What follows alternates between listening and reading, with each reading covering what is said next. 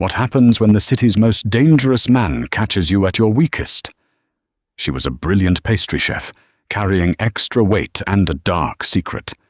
When she collapsed at his feet, her torn collar revealed the truth. His eyes darkened. "Who hurt you?" he whispered. Then, all hell broke loose. The commercial kitchen in the basement of the Pierre Hotel on Fifth Avenue was a symphony of chaos, but Penelope Copaken couldn't hear the music anymore. The clanking of copper pots, the sharp orders barked by the executive chef, the hissing of the espresso machines, it all sounded like it was coming from underwater. Penelope gripped the edge of the stainless steel prep table, her knuckles white, her breath coming in shallow, ragged gasps. She was a woman of substantial size, carrying soft, abundant curves that her boyfriend, Arthur, relentlessly weaponized against her. "No one else is ever going to look twice at a fat baker," he had sneered just that morning. "You're lucky I put up with you." But his words weren't what caused the room to spin. It was the physical toll of his rage. Beneath her double-breasted white chef's coat, Penelope's left side was a canvas of deep, ugly purple and mottled yellow. Arthur had thrown her against the edge of their cramped Queen's apartment radiator when she refused to empty her savings account to cover his mounting gambling debts. He owed money to the wrong people in Bensonhurst, and his panic had morphed into violent, brutalizing anger. Now, dehydrated and running on 3 hours of sleep, Penelope had to serve the most important clients of her career. The private dining room on the top floor had been booked under a shell corporation, but every staff member knew who was upstairs. Gabriel Rossi, the undisputed head of the Rossi Syndicate, a man whose legitimate real estate empire was built on a foundation of ruthlessness that terrified even the NYPD. "Penelope, the spun sugar cages, they need to go up now." Chef Rousseau's voice cut through her daze. "Yes, chef," she managed to whisper, her voice trembling. She hoisted the massive silver tray. It was heavy, and the shift in weight sent a white-hot spike of agony through her fractured ribs. She bit her lip so hard she tasted copper, swallowing down the bile rising in her throat. She just had to make it through the service. She just had to survive the night. Flanked by 2 towering security guards in tailored charcoal suits, Penelope was escorted into the private elevator. The ascent to the penthouse felt like a death march. Sweat beaded on her forehead, plastering her dark curls to her skin. She felt massive and clumsy, acutely aware of how much space she took up in the mirrored elevator, wishing she could simply shrink into nothingness. When the doors slid open, the atmosphere in the penthouse dining room was suffocatingly tense. 10 men sat around a sprawling mahogany table, but only one commanded the room. Gabriel Rossi sat at the head, nursing a crystal glass of amber liquid. He wasn't the caricature of a mobster. He was devastatingly composed, wearing a bespoke midnight blue Brioni suit that fit his broad, predatory frame flawlessly. His dark eyes were cold, assessing, and entirely devoid of mercy. "Put it on the center table," one of the guards muttered to Penelope, pointing toward a marble buffet station just behind Gabriel's chair.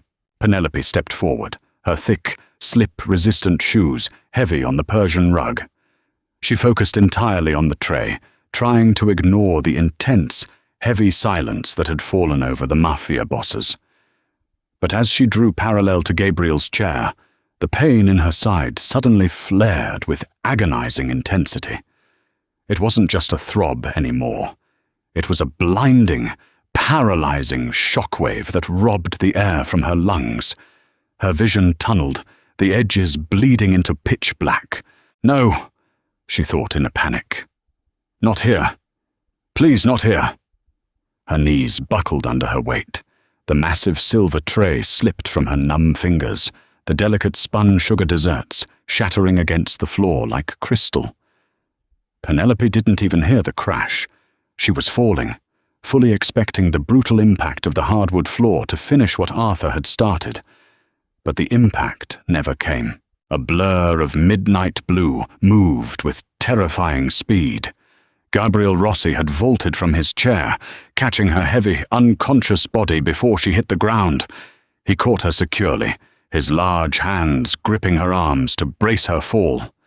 In the chaos of the movement, the top buttons of Penelope's chef coat tore open. The thick fabric parted, revealing the horrific, unmistakable shape of a brutalized handprint blooming across her collarbone, trailing down to the deep, vicious bruising on her ribs. The room erupted. Security guards drew weapons, assuming an attack, while the other bosses leaped to their feet. "Stand down!" Gabriel roared, his voice shaking the crystal chandeliers. The room instantly froze. Gabriel knelt on the floor, ignoring the shattered sugar and spilled cream ruining his suit. He looked down at the soft, pale woman unconscious in his arms. He noted the dark bags under her eyes, the split lip carefully concealed with makeup, and the horrific bruises painting her skin. He didn't see a clumsy, heavy Baker. He saw a survivor holding on by a thread. His jaw clenched, a dangerous, lethal fury darkening his eyes as he gently brushed a curl from her damp forehead. "Call Dr. Adler," Gabriel ordered, his voice dropping to a deadly, quiet frequency that made the hair on his men's arms stand up.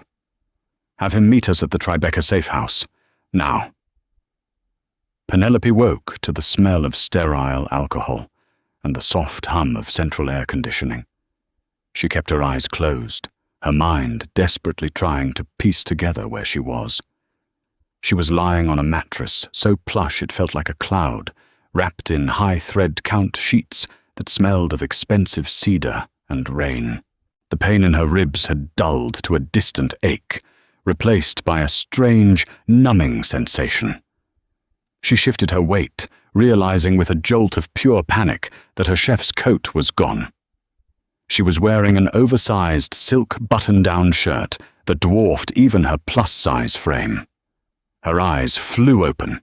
She was in a massive, dimly lit bedroom, with floor-to-ceiling windows overlooking the glowing skyline of Lower Manhattan.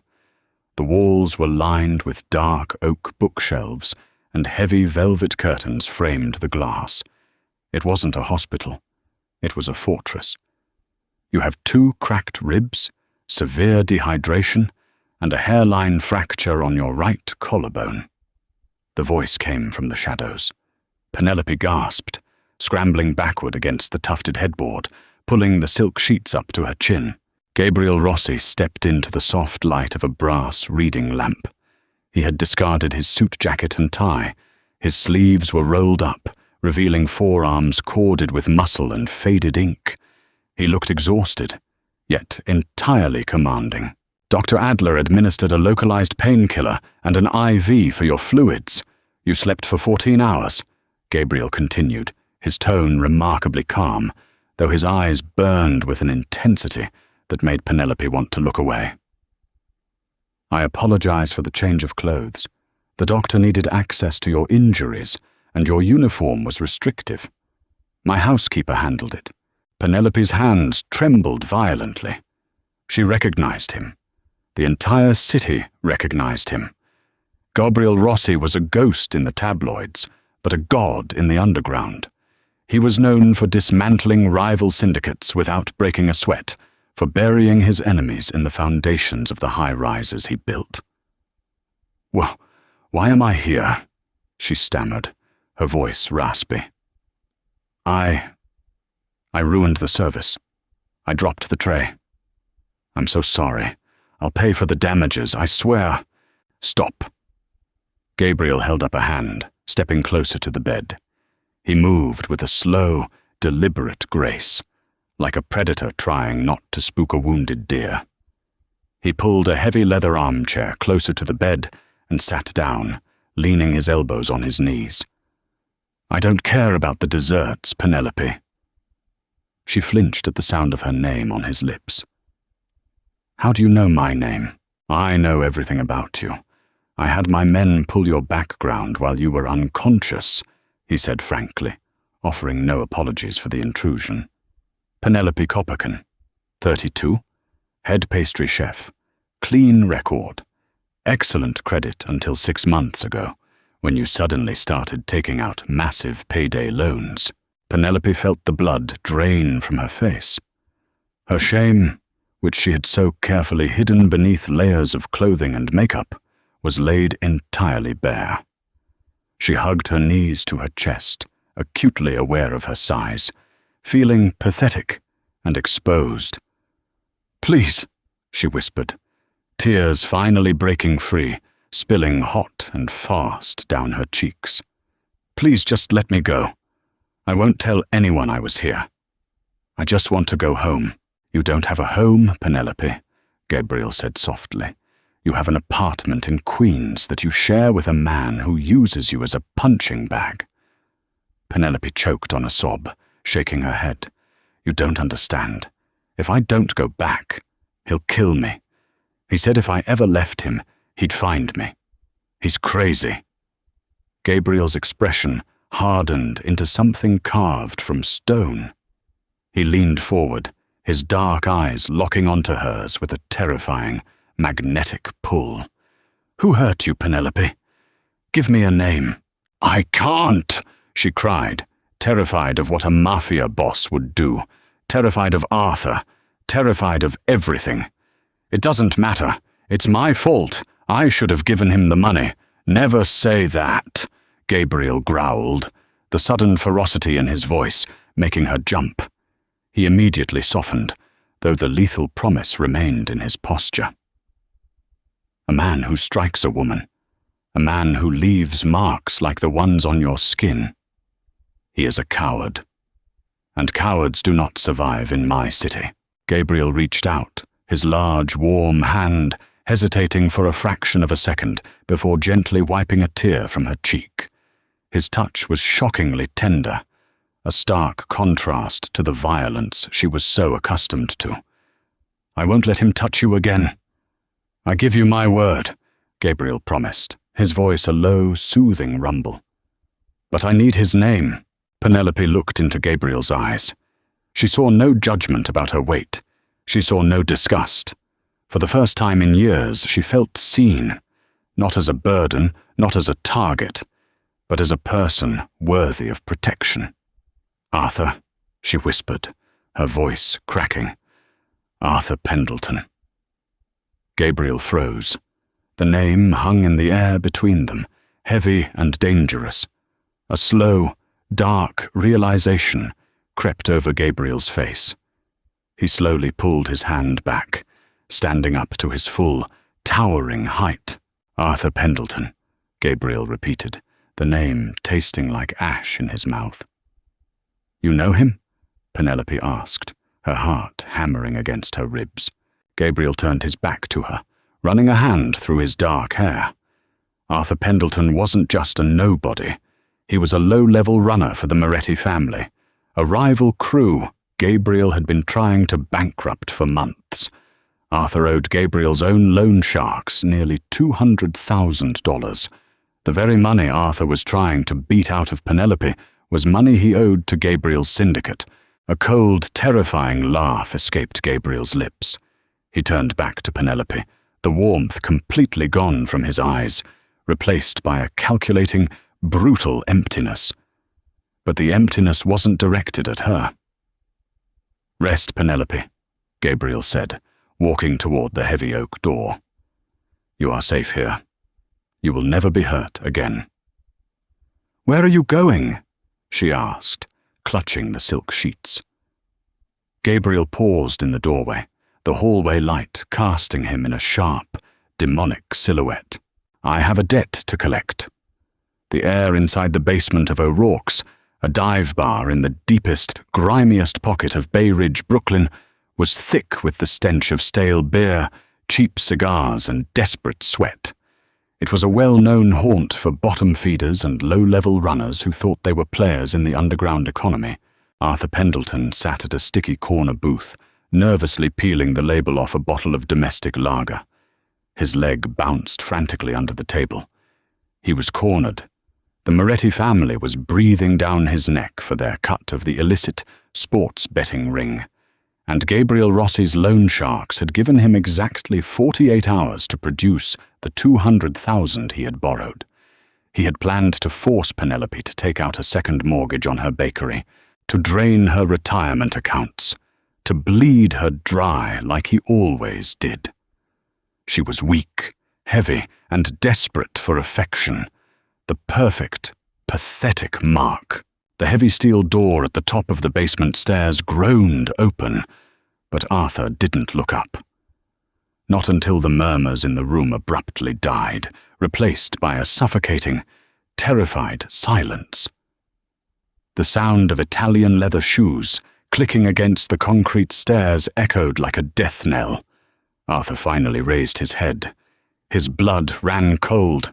Gabriel Rossi stood at the base of the steps, flanked by two towering enforcers.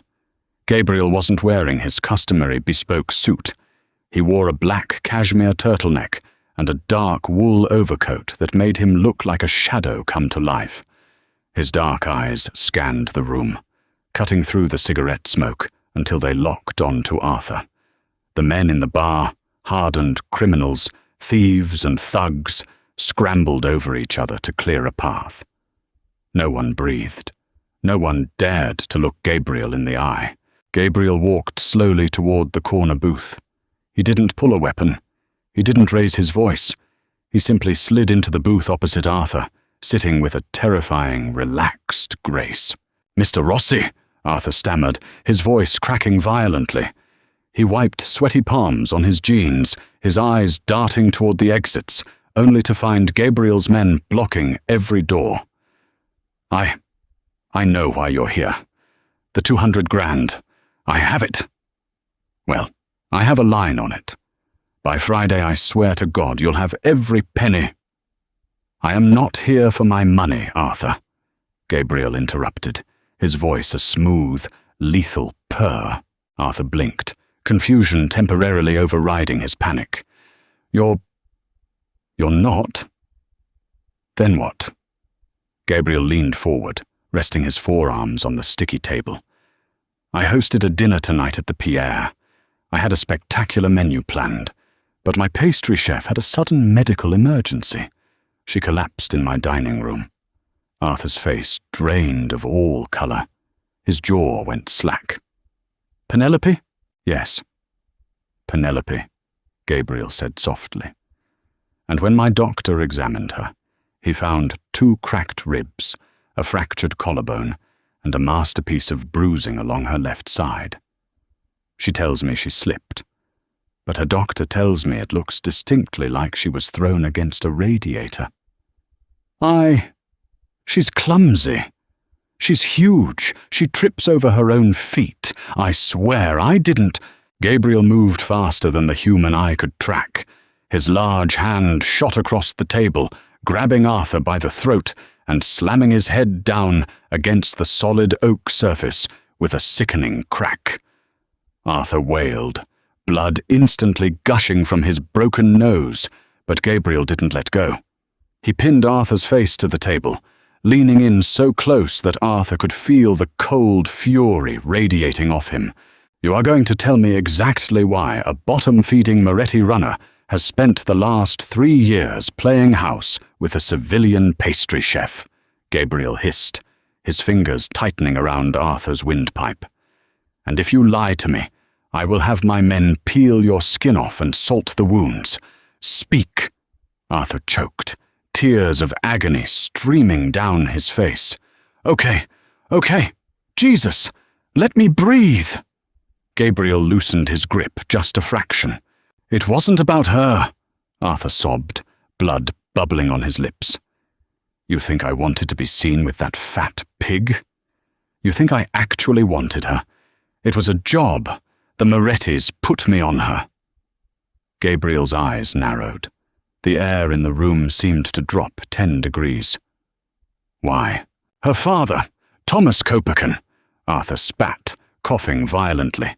He wasn't just some insurance salesman who died in a car crash. He was Tommy the accountant, Copaken. 10 years ago, he washed money for the Morettis, but he skimmed off the top. $3 million. He hid it before they clipped him in that accident. Gabriel's mind raced. He remembered the name now. Tommy the accountant, an old-school numbers guy who had vanished right before the Moretti family nearly went bankrupt a decade ago. The Morettis knew Tommy hid a physical ledger with the account numbers and the safety deposit keys, Arthur confessed, sobbing pathetically. They tore his house apart, but they never found it. They figured he gave it to his kid. So, they told me to romance the lonely, fat baker. Get in her house. Get her to trust me. I've been tearing that Queen's apartment apart for 3 years, but the ledger isn't there. I got frustrated. I needed the money to pay you off, so I pushed her to give me her bakery loans. A cold, dark realization washed over Gabriel.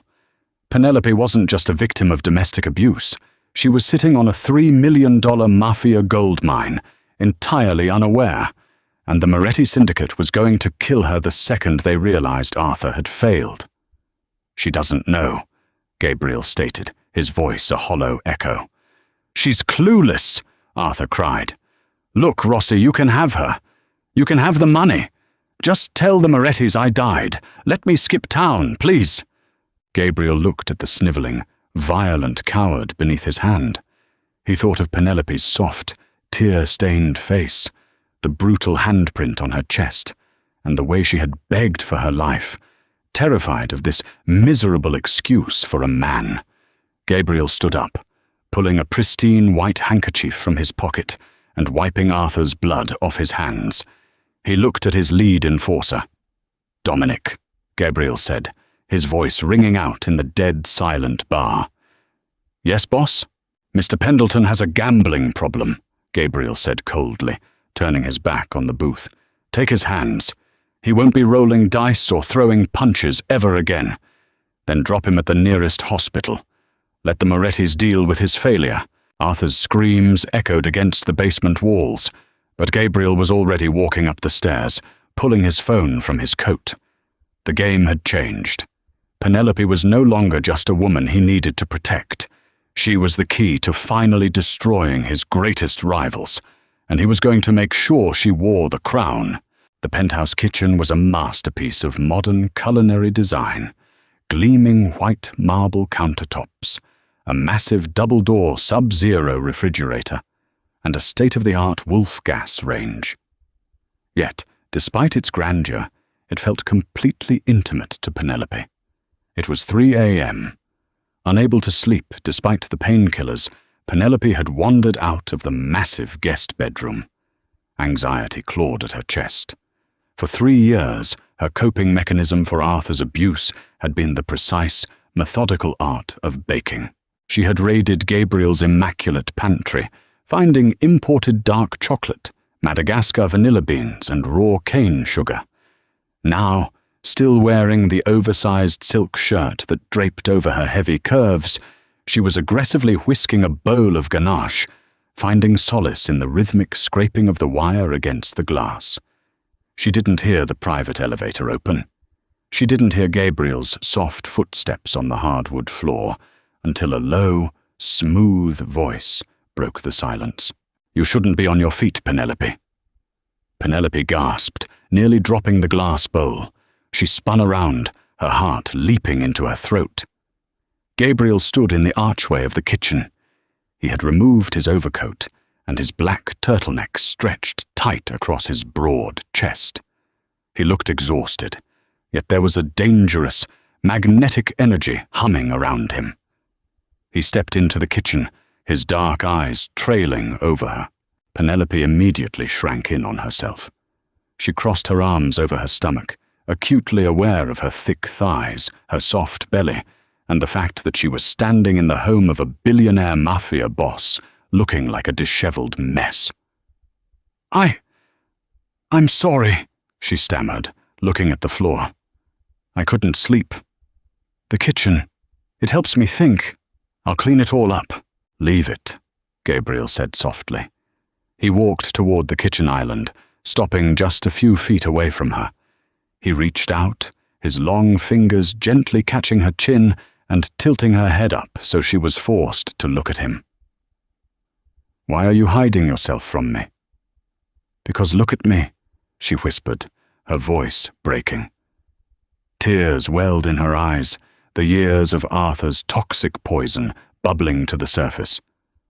Arthur was right. I'm huge. I'm clumsy. I'm a mess. I don't belong in a place like this. Gabriel's eyes darkened with an emotion so fierce it made Penelope's breath hitch. He took a step closer, crowding into her personal space. The scent of rain, cedar, and something faintly metallic washed over her. Arthur is a dead man walking, and his words are ash. Gabriel growled softly, his thumb gently tracing her jawline. You are not a mess, Penelope. You are breathtaking. Your curves, your softness. It is art. It is power. Do not ever let a weak man make you apologize for taking up space in this world. Penelope stared at him, stunned. No one had ever spoken to her like that. No one had ever looked at her as if she were a prize rather than a burden. Gabriel sighed heavily, dropping his hand. Come sit down. I have tea making. There is something we need to discuss, and it is going to change everything you thought you knew about your life. He guided her to a plush velvet bar stool at the kitchen island, pouring them both a cup of chamomile tea. He sat opposite her, his expression turning deadly serious. Your father, Gabriel began, watching her face carefully. Thomas Copaken. He died in a car crash 10 years ago, correct? Penelope frowned, gripping her warm mug. Yes. I was 22. He hydroplaned on the I-95. Why? He didn't hydroplane, Penelope, Gabriel said, gently but firmly. He was murdered. Your father was an accountant for the Moretti crime syndicate. Penelope let out a harsh, breathless laugh, shaking her head. No, my dad sold life insurance. He was boring. He loved crossword puzzles and beige cardigans. He was brilliant, Gabriel corrected. And 10 years ago, he skimmed $3 million from the Morettis. He hid the money, and he hid a ledger containing all of their offshore account numbers. The Morettis killed him for it, but they never found the ledger. Penelope's mind spun. The room tilted dangerously. Her sweet, quiet father, a Mafia money launderer. It was impossible. Arthur didn't date you because he loved you, Penelope, Gabriel continued, his voice devoid of pity, offering only hard truths. He didn't stick around to abuse you because you were a burden. He was a rat for the Morettis. They planted him in your life to search your apartment for the ledger. For 3 years, he has been using you to find your father's ghost. A profound, shattering silence fell over the kitchen. Penelope stared blankly at the marble counter. The abuse, the gaslighting, the constant degrading comments about her weight. It wasn't because she was inherently unlovable. It was a psychological tactic. It was a job. Arthur had broken her down to keep her compliant while he searched her home. Suddenly, a memory flashed in her mind. My 16th birthday, Penelope whispered, her eyes widening. What about it? Gabriel asked, leaning in. My dad gave me a charm bracelet, she said, her hands trembling as she reached for her own wrist, tracing the heavy silver links she always wore. He put a little silver key on it. He told me it was the key to my future. I thought it was just a cheesy metaphor. I've worn it every day since. Gabriel's eyes locked onto the small, antique silver key dangling from her thick wrist. It wasn't a charm. It was a vintage safety deposit box key. The Morettis tore apart his office, your apartment, everything, Gabriel murmured, a slow, dangerous smile spreading across his handsome face. They never thought to look in plain sight. They never realized he gave his daughter the crown jewels. Penelope looked up at Gabriel, a new, unfamiliar fire igniting in her chest. The heavy, depressed baker, who had collapsed in the dining room, was gone.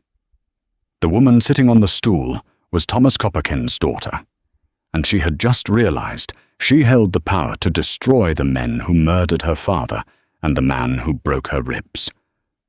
"Gabriel," she said, her voice shockingly steady, "if I give you this key, what will you do with the Morettis?" Gabriel reached across the marble island, his large hands enveloping hers. "I will burn their empire to the ground," he vowed, his dark eyes blazing with absolute loyalty. "And I will build a new one. With you." Penelope looked at his hands holding hers. She wasn't just a survivor anymore. She was a queen stepping onto her throne. "Then let's go to the bank," she said. "Are you obsessed with Gabriel and Penelope's story? If you loved this epic Mafia romance, filled with shocking twists, ultimate betrayals, and a fierce, curvy heroine claiming her power, smash that like button. Share this video with your fellow romance readers, and don't forget to subscribe for more thrilling audio stories. Drop a comment below, letting us know what you would do if you found out your family had a secret Mafia past.